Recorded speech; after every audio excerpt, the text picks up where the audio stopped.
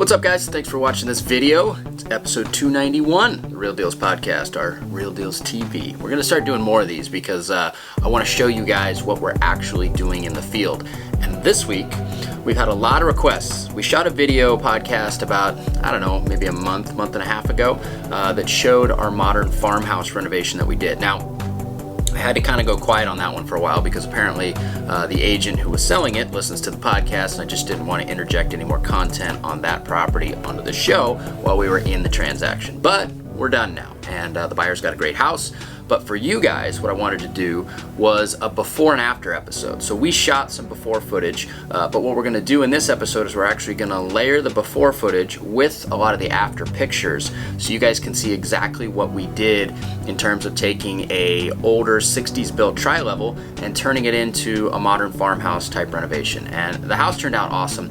And one of the things that I should point out here that we did is we basically took a home that was dated, had never been touched really. I mean, it had been kept up, but it just had never been updated at all.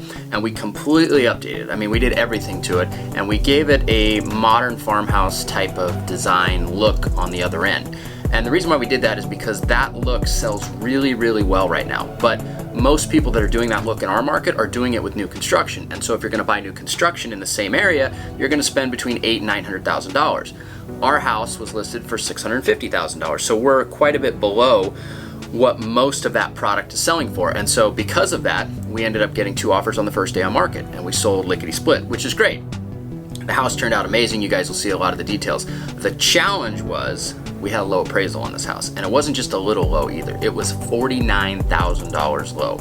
Now, fortunately, we were able to go back and forth with the buyers, and we were able to meet at a place that was acceptable to both of us and move the transaction forward. It's just unfortunate for both parties, us and for the buyers. Buyers have to come out of pocket with more cash than they had hoped. We have to take a hit just because of one person's opinion with the appraiser, so that sucked. But that aside, the house turned out absolutely amazing. We did a ton of stuff. A few things to note is that we redid the exterior with a lot of new siding. We put in new windows. You'll see there's a lot of windows that we did that are black on the outside, white on the inside, so it gives that look of the modern farmhouse. A lot of people kind of screw that up. They do white windows on a modern farmhouse. Don't do that. The other thing that we did is that inside we did some really cool floating shelves. In the kitchen we did some really cool backsplash tile.